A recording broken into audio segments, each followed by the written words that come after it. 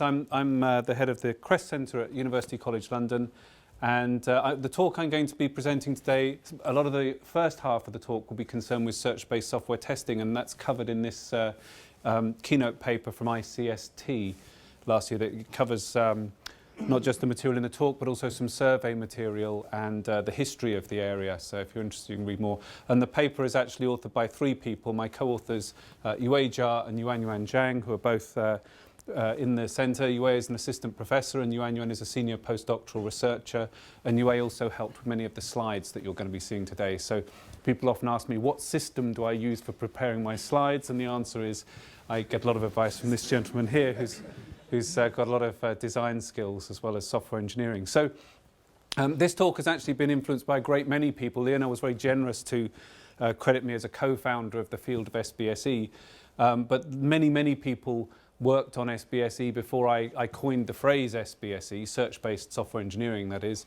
and many people have influenced this talk. Too many to list them all by name, so I just put the pictures up there. So just in case you're wondering where University College London is, this is the Thames in London, and these are some of the famous landmarks in London, and we're just here in an area called Bloomsbury, which is where the famous Bloomsbury set come from. And if you're interested in visiting us, then we run these workshops which we call COWs, so Crest Open Workshop or COW. They're roughly one a month, and they're very much focused on discussion, and they are recorded and archived, although the recording technology is not nearly as sophisticated as the one that you're clearly using here.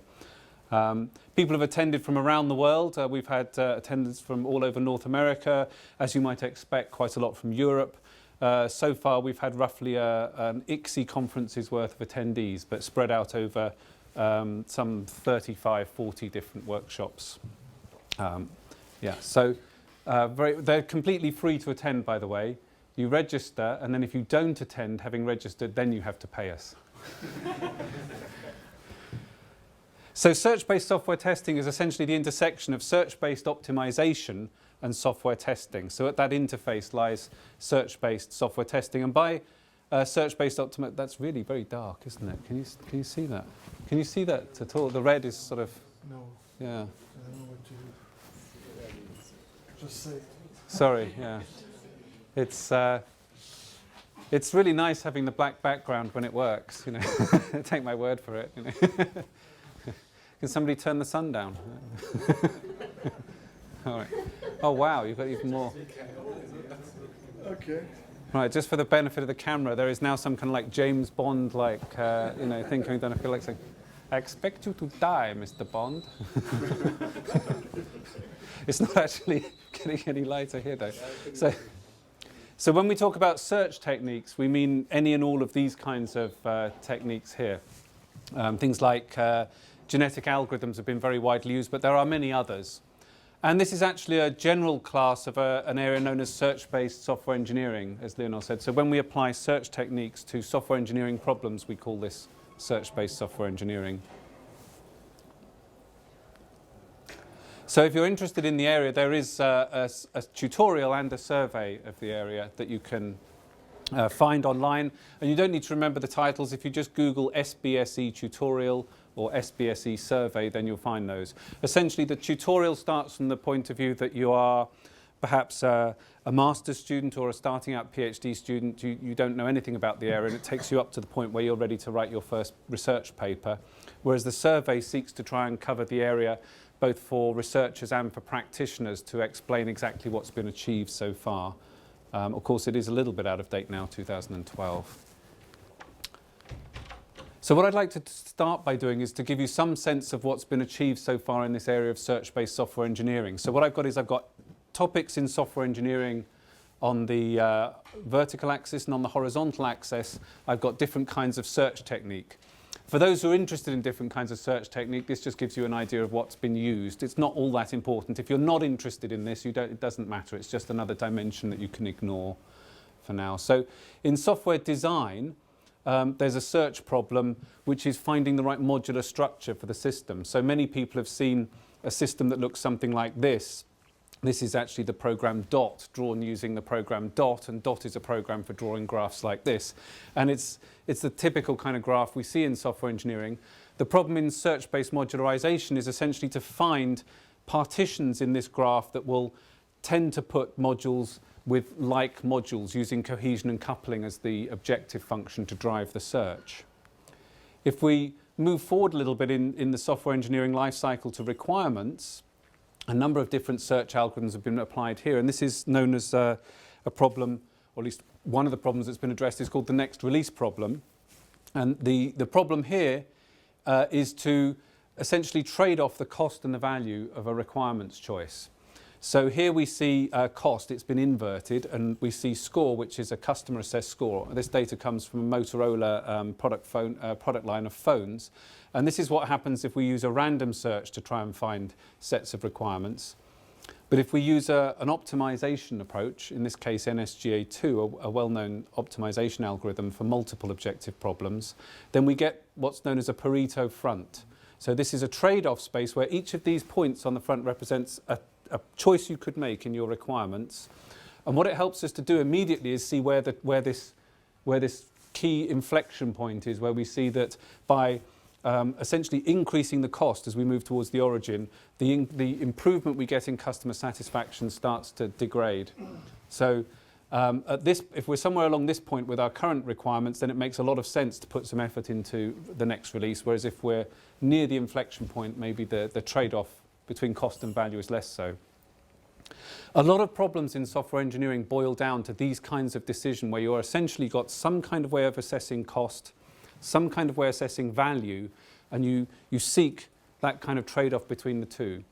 What search-based software engineering allows us to do is to actually explore that trade-off space and to see the kind of structure it has and to make decisions. It doesn't make the decisions for us, it's a decision support technique. The decision's still made by the software engineer. So if we move forward to project management, there's an interesting problem here which I think is overlooked in the software engineering literature, which I wanted to focus on. There's lots of work on search-based management. The one I've picked is a Pareto Front that comes from a study of the commitment of overtime to a project and the reduction in risk of overrun of the project that gives us. And we know that in software engineering we're famous for being an industry in which people are expected to embark on death march projects, in which unplanned overtime is actually endemic. But actually there are lots of psychological studies that show that if overtime is planned, it isn't nearly as detrimental. And in fact there are studies of software engineers that show that unplanned overtime increases defects as you'd expect, and as well as having harmful effects on the software engineer's health. But the point is, what is the right amount of overtime to plan for? And what this inflection point here shows us is once we get above these are in hours, so once we get above 25 hours on this particular project, the reward in terms of reducing the risk is much, much diminished. And so in planning for overtime, a natural question that arises is, well, how much reward am I going to get in risk reduction if I plan for some overtime on this project? And that's the kind of question we can answer using search-based techniques. So in debugging, so as we're moving forward, the techniques are getting less and less like decision support and more like automated decision making for us. So if we move into debugging, we're in an area now where we're actually right on the seesaw between whether it's decision support and decision making. There's been a lot of recent interest in the idea of using techniques inspired by genetic programming to automatically fix bugs in software.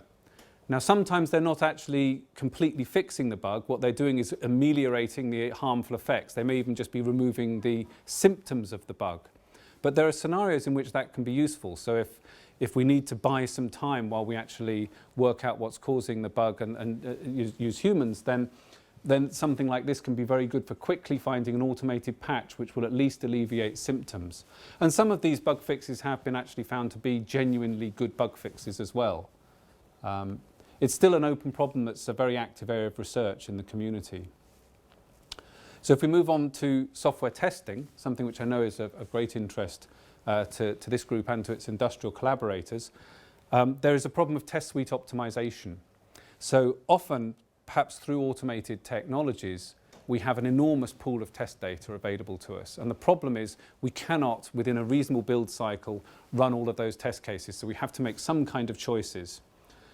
There are a number of problems here. I was talking to Lionel yesterday about a number of other problems which aren't in the literature, but I'm going to focus today on a few that are.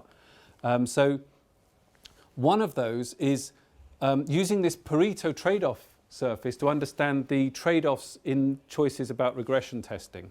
So we might want to cover previous faults that have been found. So we want to favour test cases that have previously been good at revealing faults. We want to achieve code coverage, so we want to try and cover as much of the structure of the software as possible.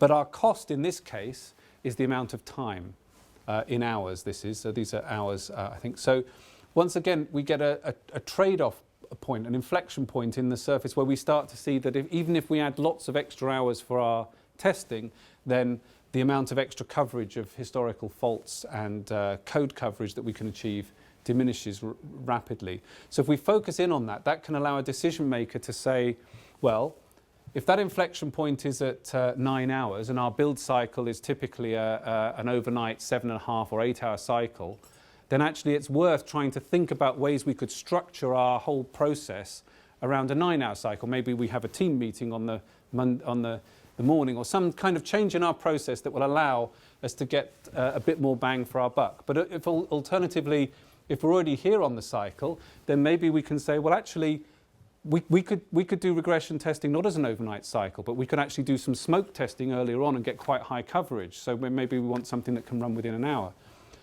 So once again, we're not really making the decision as to what your test suite should be. Each of these data points is a particular choice of the test suite you're going to apply for regression testing. But what it allows us to do is to see what kind of trade-offs exist in this space of solutions. So it gives us very quickly some insight into what's possible with our existing test suite. And I think that this can feed into decision making in quite a nice way. I want to pause for a minute here to say what's interesting to software engineers, or to me as a software engineering researcher, is that I just showed you two Pareto fronts, one from software testing and one from a Motorola requirements data set. But both of them were formulated essentially as cost-benefit analysis. One had 3 objectives, so it was in 3 dimensions, and one had 2. What's really interesting to me as a software engineer is that by formulating our problems as a search problem, we've actually made connections between areas of software engineering which normally would be considered completely different. I mean, people go to requirements engineering conferences, they go to software testing conferences. Very few people go to both. They think that they're doing very different things, but actually the underlying optimization problems provide a new mechanism through which they can communicate with each other. And I think intellectually, as scientists, that's an interesting possibility. And this work has also been used in anger in industry. In Google, there was a study by Shin Yu, who's now at KAIST in Korea, who showed that this really can actually find faults earlier. He used a prioritization formulation of the problem, but essentially the idea is to find that ordering of test cases which will tend to make early fault revelation more likely. And he also worked with colleagues at IBM, where they have very large regression test suites. And the interesting thing here is that all of these algorithms that I talked about at the beginning, they're all essentially very parallelizable. So what he showed was that even using very cheap graphics processing cards, you can map the regression testing problem onto the processing card, and then for a few $100s, you can essentially buy 400 or 500 cores and get the scale up in your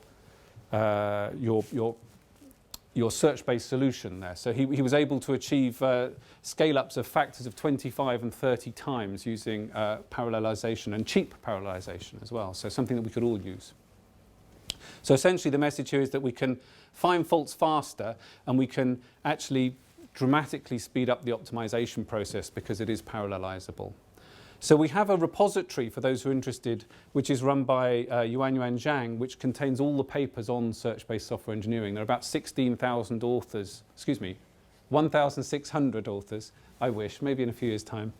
There are about 1,600 authors recorded in the who's who in the database, and there are about a similar number, around 1,500 to 2,000 papers. And that allows us to do some analysis of trends in the area. So one analysis is, of those papers that are solely concerned with software testing, what's the trend over time? And as you can see, there's a very strongly polynomial growth in numbers. In fact, this best fits a quartic function. The fit's quite good, actually, as you can see. And if we look at the ratio of papers concerning testing problems to software engineering in general, So this is going in time now from 1975 all the way up to just before the present day. Then what we see that's quite interesting is, in the early days there were very few papers, of course. Now as you move forward, there's a quadratically rising, a polynomially rising, quartic rising number of papers. But the proportion that concern testing is going down. What this shows is a growing maturity in the field. So about half of all papers in software engineering in general concern testing problems. And about half of the papers in search-based software engineering overall concern testing problems now. And you can see that that's sort of stabilizing out. So in fact, there were at the recent ICST conference, there were 8 papers solely concerned with search-based software testing. And just to give you some idea of the work, I can't possibly name everybody. So once again, I'm just going to show the picture there. But you may recognize yourself in this. So these are a collection of people who've worked on search-based software testing. And as you can see, a lot of people have worked on structural testing problems. These naturally become optimization problems. Essentially, we're trying to find test suites that achieve coverage criteria, covering branches, covering paths, that sort of thing. But as well, people have worked, fewer perhaps, you might recognize some of the faces here, have worked on integration testing. So the problem here is to find the best component ordering. And people have worked on temporal testing. So in temporal testing, we're interested in finding things like what's the worst case execution time, and sometimes occasionally what's the best case execution time. There's combinatorial interaction testing, where essentially we're trying to find interactions between configuration parameters. So we could try and find every pairwise interaction, every three-way, and so on. Software product lines are a particular case where combinatorial interaction testing applies very well. There's work on augmenting test suites. So you have an existing test suite, you like it, but you'd like to generate new test cases from that test suite which have similar properties but are still different. So we find new test cases from old test cases. As I mentioned, there's regression testing, very widely studied problem. So the idea here is to find subsets of tests that still give you a big bang for your buck in terms of testing, or to find orderings of the test suites which promote early revelation of faults. And there are many, many other topics. So functional testing, mutation testing, state-based testing, model-based testing, black box, white box, failure analysis, security. Not so much work in that area, but an increasingly interesting and important area, of course. Testing web services, testing agent-based systems. There's work on that as well. So you can see there's an enormous amount of work just on search-based software testing. Each one of those topics has got multiple people working on it and multiple results and findings. So I can't possibly summarize them all. But what you might be thinking at this point is, well, this guy's just got this hammer, right? You know, and everything looks like a nail to him. And there's maybe some truth in that. You know, I have spent 15 years advocating search-based software engineering techniques. And so I used to do, in tutorials, I used to do the SBSE challenge, where the idea was the audience thinks of a problem in software engineering that they believe cannot be formulated as a search problem, and then I give them a search-based formulation. So we could play that game later on if you want. So you might think I'm falling into the trap of thinking I've got the silver bullet, but actually I think not quite. It's more like a whole lot of nickel bullets, if you will. So what I think is search-based software engineering is not really one technique. It's an approach or a philosophy that says, think of your software engineering problem not as constructing a solution from scratch, but in formulating what it is that you would like, the desirable properties of a good solution to have, formulate them in a measurable way, and then use that as a way of searching the space of possible solutions. And I think that gives us a lot of individual, not perfect, little nickel bullets to target many of the demons we face as software engineers. So as I say, that's all covered in this paper, what I've talked about so far. But what I want to do now is change gear a little bit and talk about some future possible things we could do. So what I want to start from is saying, well, how much do we really trust our testing? Perhaps I could do a show of hands. So if I give you a piece of software and I tell you that it's been very rigorously tested and it's passed all test cases, would you use it? Hands up. How many people would use software that's been rigorously tested? Okay. Depends on the software. Yeah.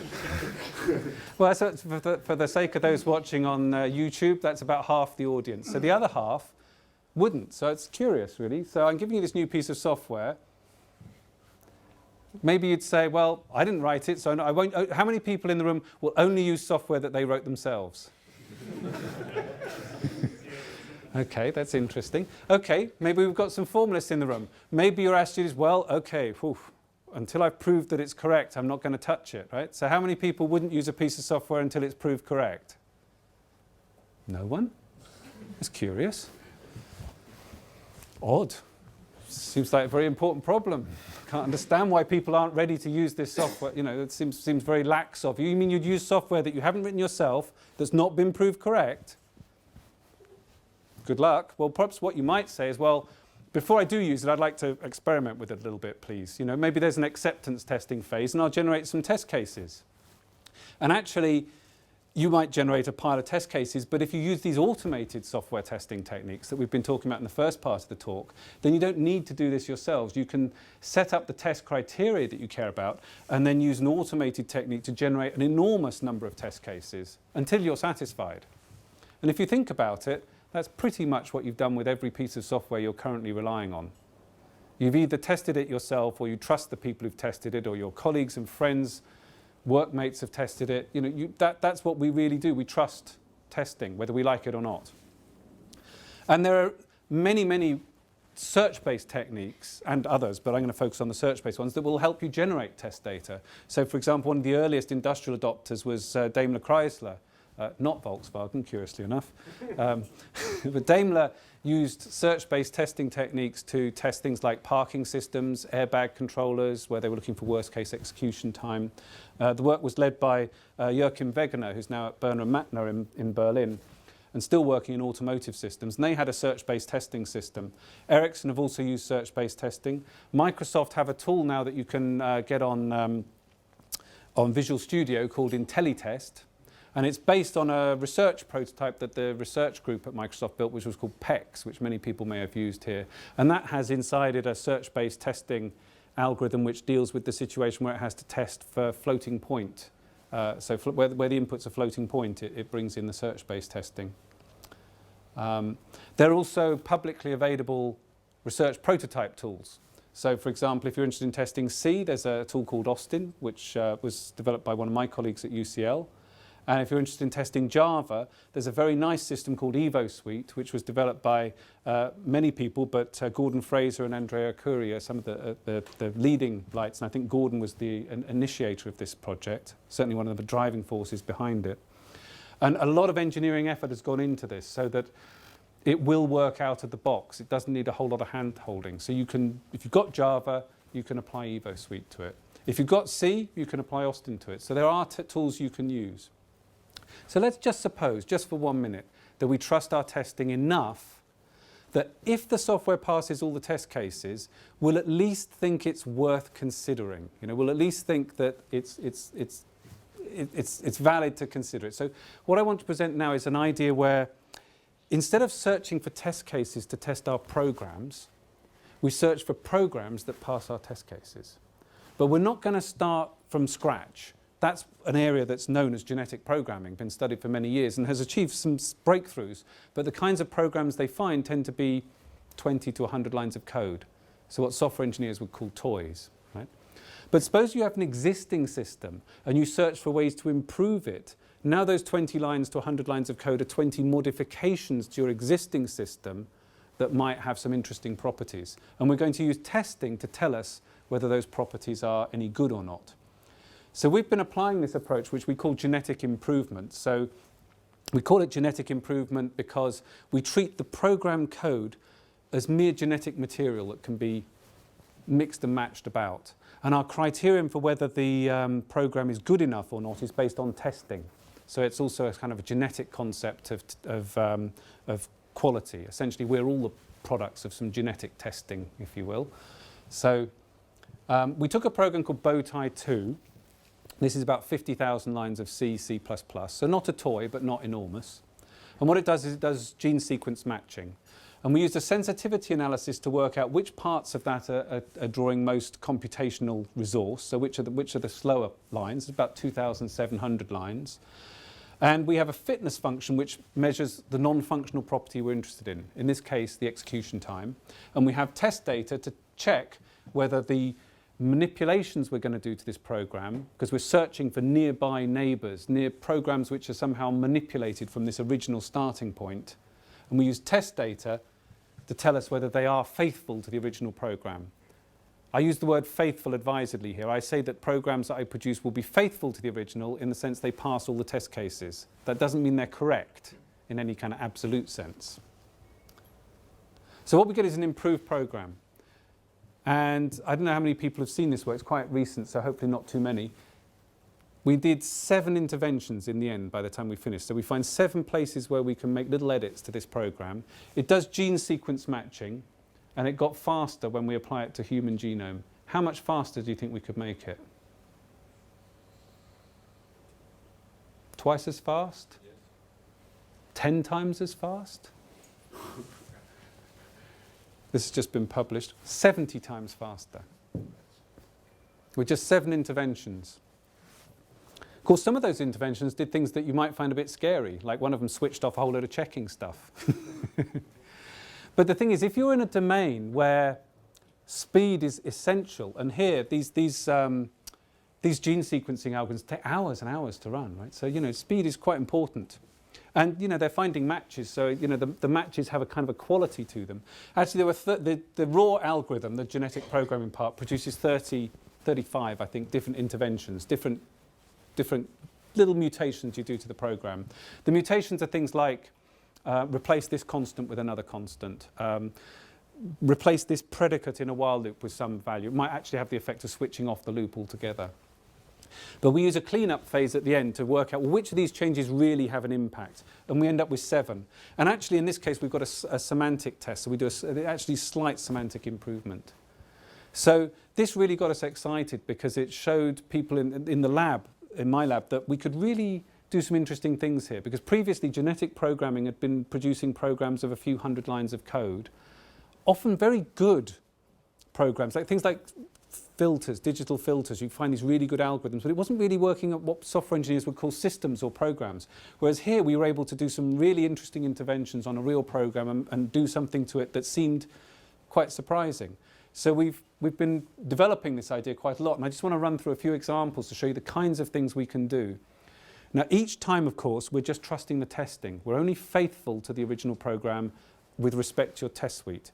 If you give us a lousy test suite, you'll get lousy results. However, if you trust your testing enough to at least say, well, if you pass all these test cases and you can be much faster, then I'm interested, then what we can give you is a ranked order of interventions which will speed up your program and still pass all the test cases. And if you're a bit uncertain, you can just crank up the testing with some more. We've got lots of automated testing techniques. So another thing we did, we took these CUDA programs. They run on the NVIDIA hardware. And the new hardware comes along. The existing code is a lot faster, of course. But it's not as fast as it could be, because the new hardware's got all sorts of new stuff that the code wasn't written to exploit. So we applied our genetic improvement approach, and we find that we can make the old software on the new hardware 7 times faster still, simply by optimizing it for the new hardware. So part of that is tuning parameters, and part of it is this genetic improvement, which actually slightly modifies the program. So in a world where new platforms and new systems are coming along all the time, and you can't keep up, this could give you a way of dramatically speeding up automated updating of your software. Another approach we've looked at is taking transplants of code from different versions of a system to try and specialize it for a particular downstream application. So we took Minisat, we took various versions of Minisat, and we transplanted code from one version to another to try and make specialized versions of Minisat that are faster for a particular downstream application. And we just submitted a journal version of this work, actually, where we got up to 35% speed improvement for a particular problem. So what we find here is that the genetic improvement essentially produces a specialized version of the program. So once again, you can see how in situations where you have lots of platforms, lots of different downstream applications, you could have one core piece of code, and then you can make lots of different specialized versions for each platform, each downstream application. We've got some work that I'm very excited about, which recently got a distinguished paper award at ISTA, is this work on transplantation more generally.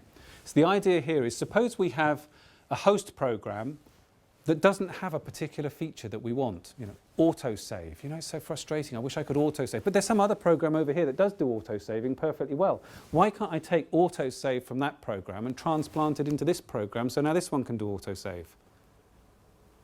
Well, you say, well, of course you can't, because this program have a completely different namespace, and its concept of what it's trying to autosave might be completely different to this one. How can you possibly do that? Well, you can.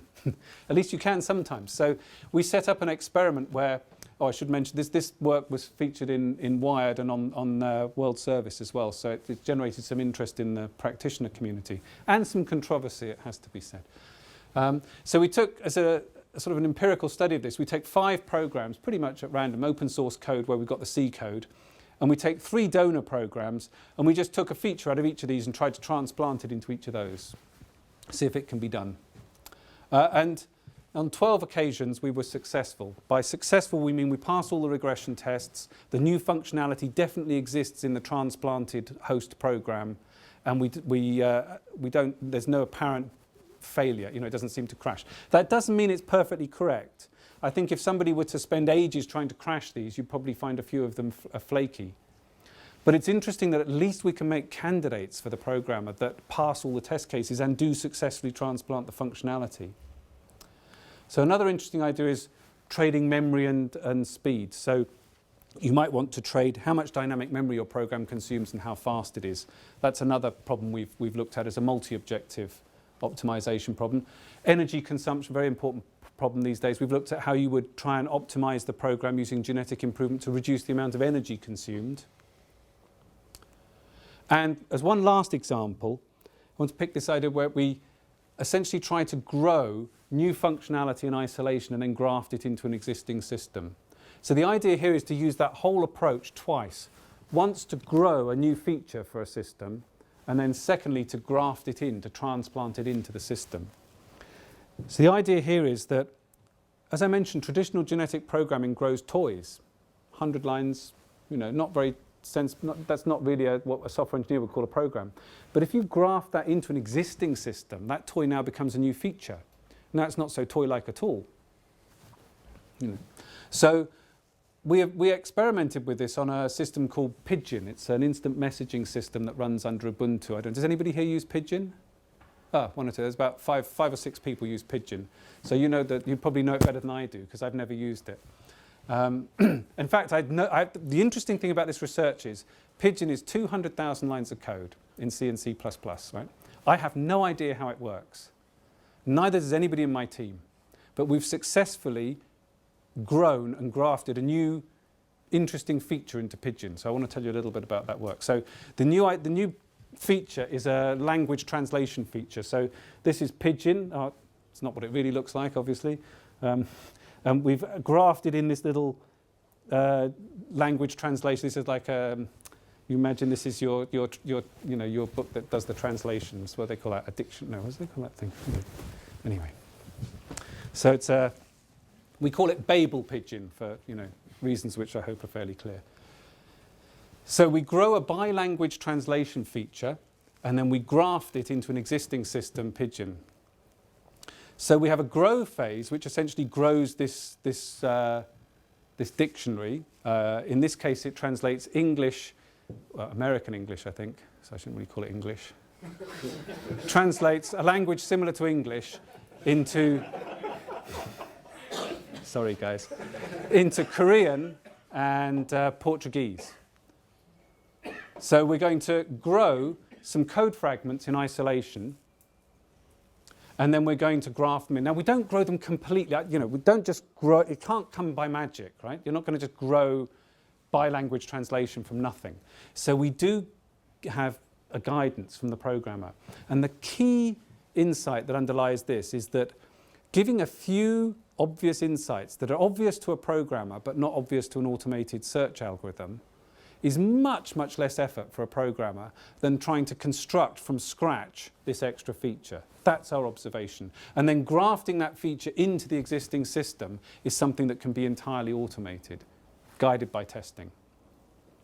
So we take this 200,000 line Pigeon program, and the reason why we chose this particular thing to do, this rather bizarre bilanguage translator, was because the The program chair of the conference was American, and the two people running the challenge track that we were submitting our submission to were Korean and Brazilian. So we wanted to allow them to communicate with each other using Pidgin. And they're the ones who chose that Pidgin is the challenge program. The way it works with the SBSE challenges, each year they say, here's 3 programs, they're real-world programs, we challenge you to do something interesting with your techniques.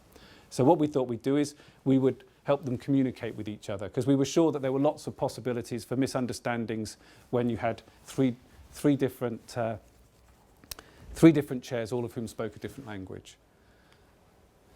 So essentially, from the program's point of view, what we're saying is I want this new feature that when I send a message in English, it translates into Korean and Portuguese. So the programmer is a programmer, but doesn't know anything about Pidgin that we want to transplant into. So we did notice that Pidgin had this plug-in technique, so you could plug things in. And one of the plugins was a spelling checker, bizarrely called a spell checker, which I would have thought would be something that a magic user might use. But anyway, it's a check spelling, so it should really be called a spelling checker. But there we go. Like I say, English and American English aren't always the same. So the idea is that the programmer recognises that there's this plugin. It's doing spelling checking. So maybe we can intervene to introduce our translation feature there. Now that bit has to come from the programmer. The algorithm's not going to discover that. And the program also knows that, although the programmer doesn't know Pidgin, they know that when they look at this spelling checker, the code that it seems to be having this text buffer. That there's lots of procedures for getting and setting text. So the program says, well, what kind of API calls would my translation feature need? Well, I'm going to need to do translation, and there's a Google Translate API. I'm sorry to disappoint people, but we didn't manage to automatically discover how to translate from English into Portuguese, right? But we didn't need to do that. There's already an API call we can use for that. So we don't get the search to try and discover that there's that API call. We think, well, the programmer will probably know about that. So the programmer can toss into the mix these 2 API calls and say, here we go, you've got some API calls there to translate English into Portuguese and English into Korean. And also, there's this text buffer that has so we'll give you all the API calls for that. We may give you some API calls you don't need, doesn't matter. We'll just give you a whole bunch of API calls. Stick them in as well. We don't tell the algorithm how to call these APIs. We don't tell it what parameters to pass, but we just tell it what the APIs are. And also, if you're going to be doing anything to do with strings, maybe we'll give you some APIs from the string library. So let's put in concat and those sort of things, right? So we'll stick them in string length, those sort of things. And then we just stir. So we just use GP, but it's GP where we've seeded a whole bunch of API calls we think are going to be useful. And we've seeded, well, that's it really. Yeah, we've seeded a whole bunch of API calls, but some of them are Google Translate, some of them are a bit domain specific, so that get text buffer, we had to know about that. And what we get out at the end of the day, when the process is finished, is, whoops, slightly too fast. I'm going to have to stir again now, aren't I? No, I'm not. Oh, that's good. So I don't know if you can see this code, but it is essentially that toy program that's a straight line piece of code that essentially puts all those pieces together in such a way that it will do the bilanguage translation. And then we graft it into Pidgin, which is a separate problem of trying to essentially match up the namespaces. So there are 2 possible parameter substitutions. There are 23 possible places in that plugin where we could put the code. Gives us a search space of 46. We could just try them all. So we did. The surprising thing about code is how resilient it is. We're so used as software engineers and programmers to know that if you just change one line in a program, just change one character, the program could do something radically different. And we know that's true, right? Lots of battle stories about that. But also it's true that you can change vast parts of programs and have very little effect at all. So actually, of those 46 madly random ways of tying up the variables in the plugin and the variables that we've got in our grown code, and the 23 places we could insert it, only 2 of them failed to compile. It is C after all, right? 3 crashed immediately as soon as we run them. Okay. 24 execute without crashing. So, I mean, it does something, but it doesn't do what we want. It fails the testing. And 17 were successful. So they run, they don't crash, and they actually do the translation.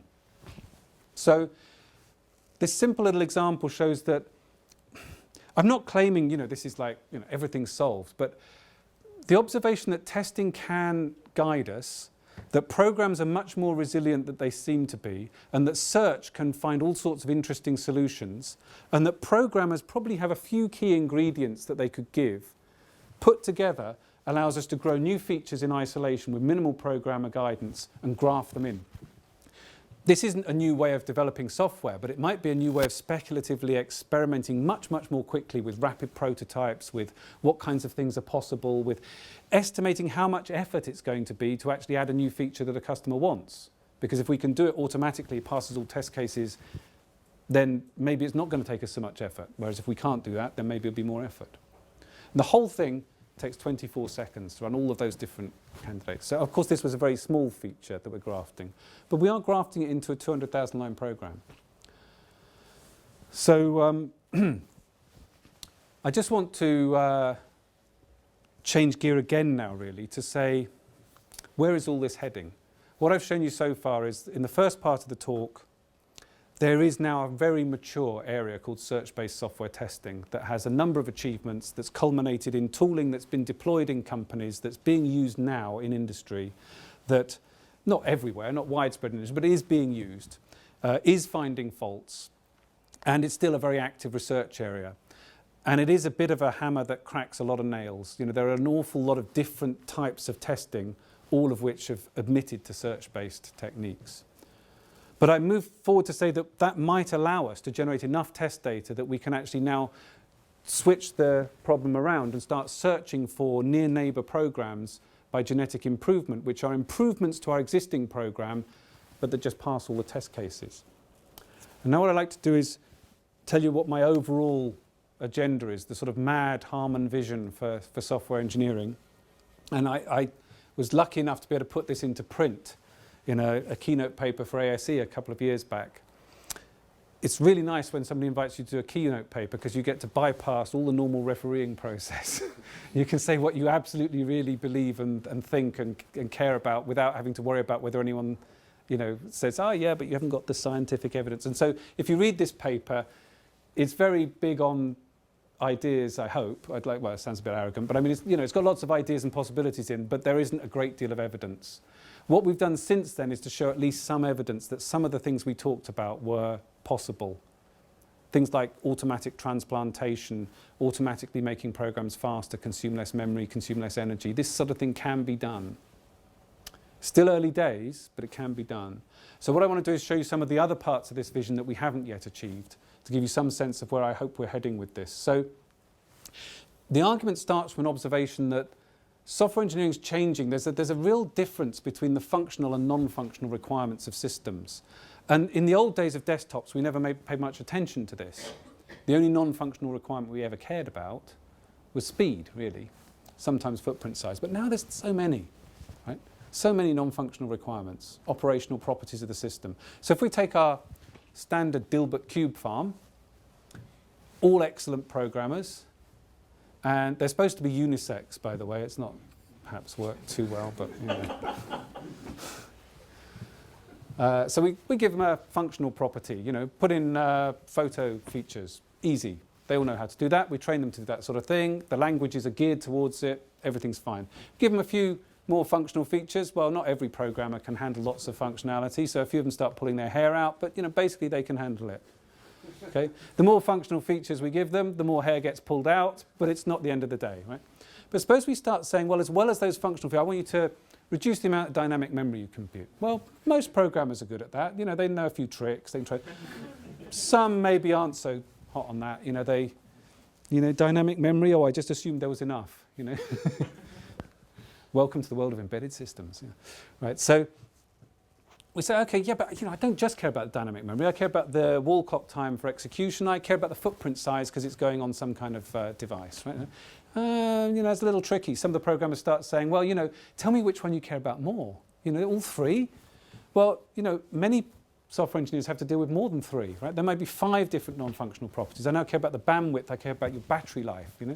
I've got a device that, you know, my iPhone, right? Doesn't matter how good the software is, if the battery's flat, it's useless, right? So there are all sorts of new properties that we care about. Now, I don't know any programmer from Ada Lovelace to Linus Torvalds who could write a program that could optimize simultaneously for 5 different non-functional properties. The programming languages aren't geared for it. Even if they were, how could you possibly keep in mind 5 different non-functional properties? Yet that's what we're asking programmers to do all the time. There are many different platforms, each of which will have their own criteria that matter.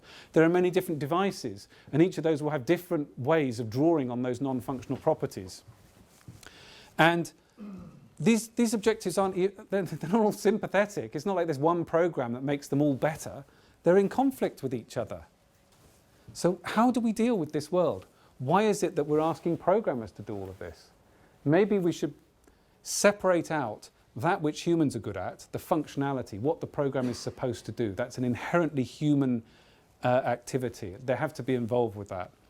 From the non-functional properties, in the old days, we used to say, well, there's really just execution time. We let the compiler do that. What I'm arguing for, if you will, is a new kind of approach to compiling or to the software development environment in which the machine optimizes in all these non-functional properties.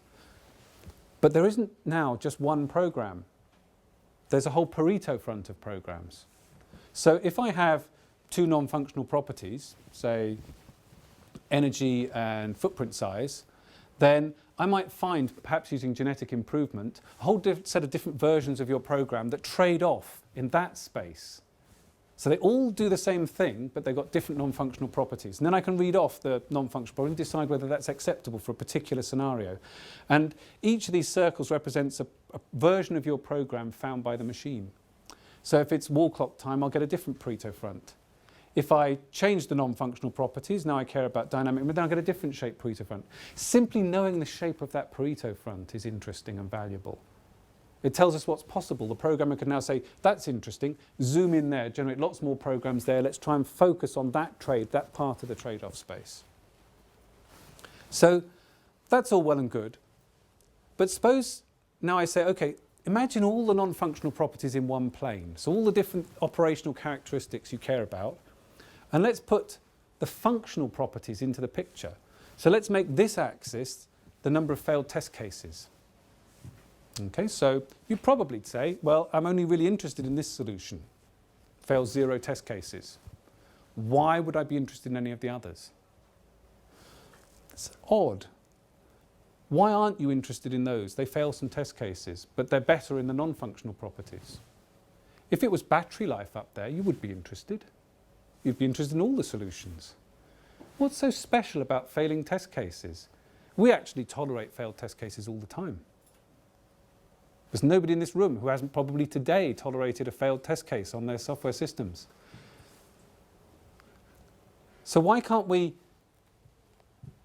put everything into one big picture and look at the trade-off space between functional and non-functional properties? Now, the reaction I get to this is so common that I made a slide for it.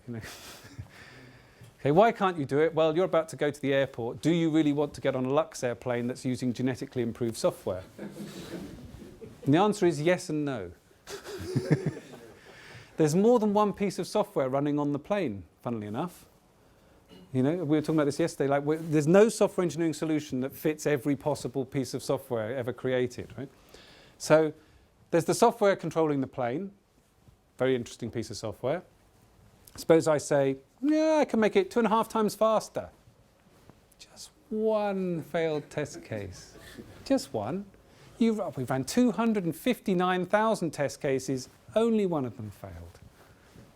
I tell you what, because the software's faster, we replace the chips in the flaps, and they're a bit cheaper because they can be a bit slower. So, you know, actually your ticket won't be 129 euros, it'll be 128 euros and 85 cents. Better deal, right? Do you want to fly on the plane? Well, here's the solution, you know, just one little failed test case. Well, you probably suspected it might have been an important test case, and you probably wouldn't want to do that, and neither would I.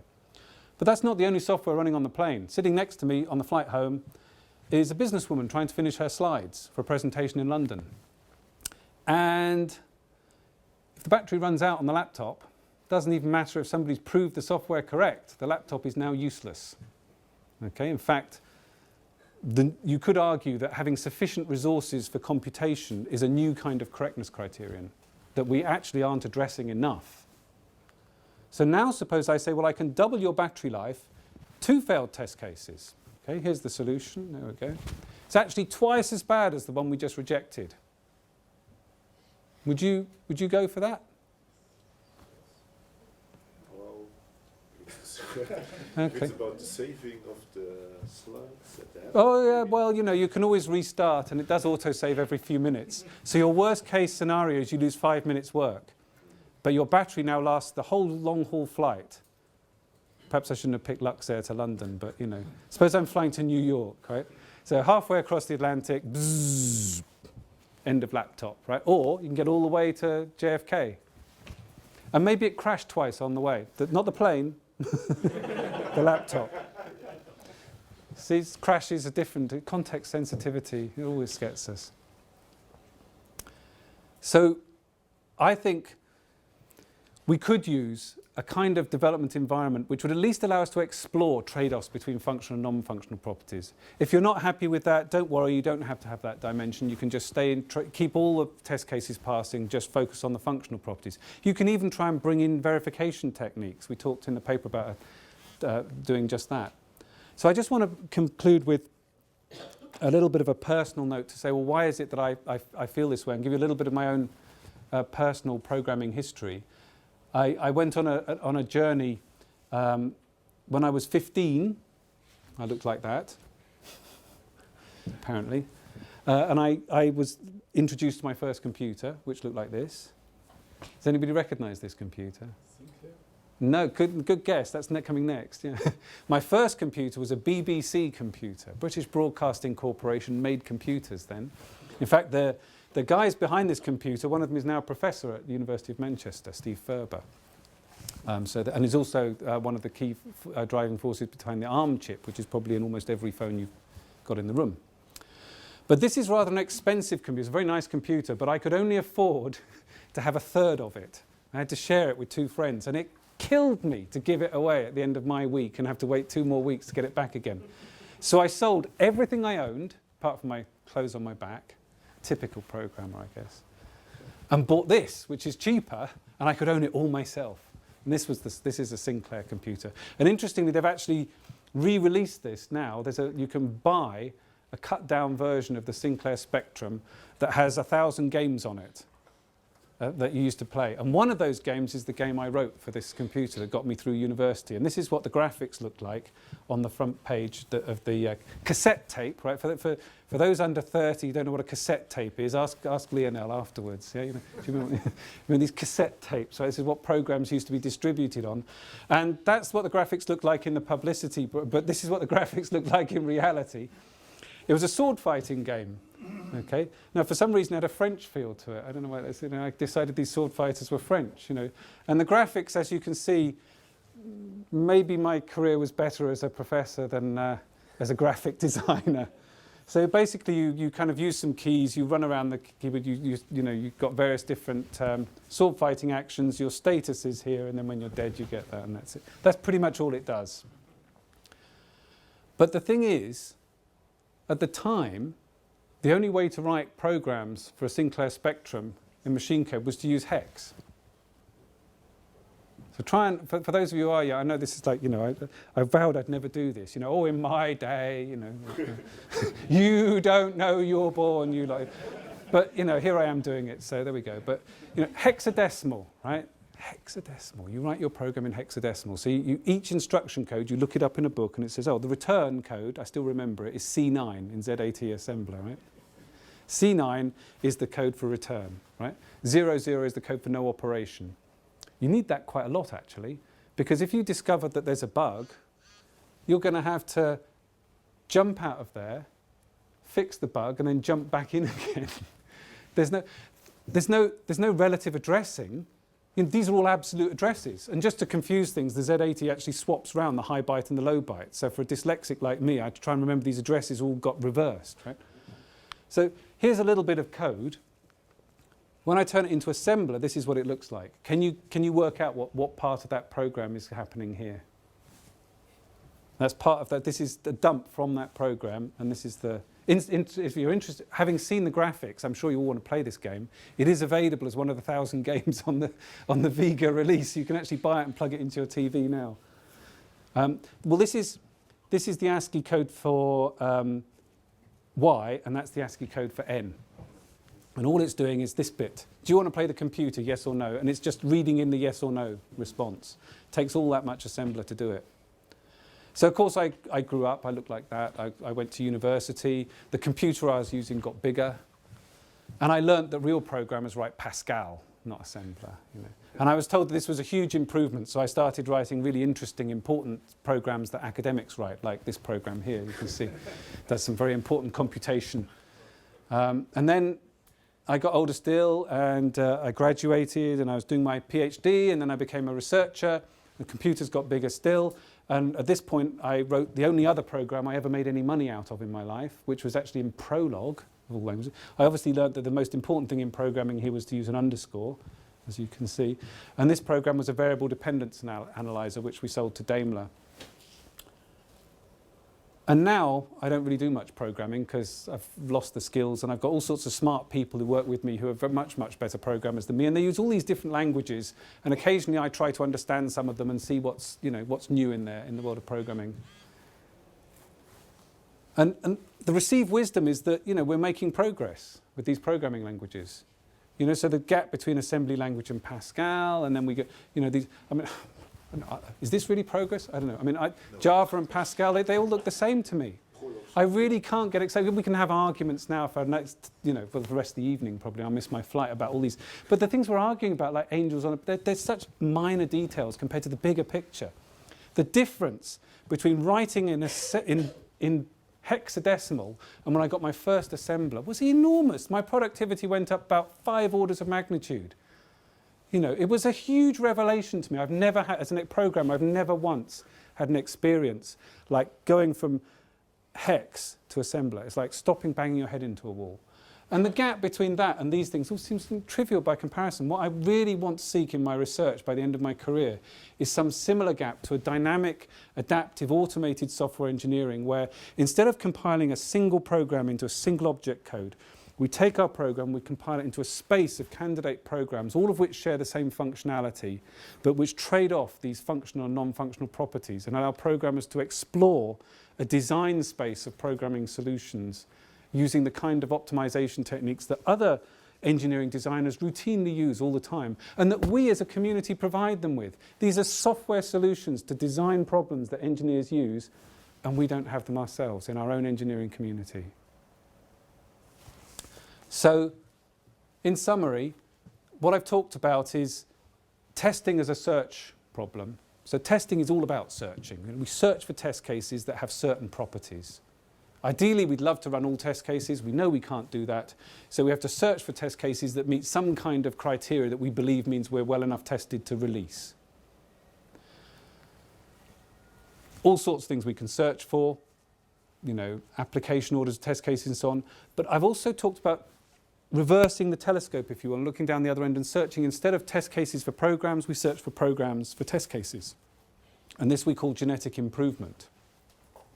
So the two things I want to leave you with is that testing is a search for test cases, but that in future I hope we might move to a world in which we can search for program improvements guided by the testing as a faithfulness criterion.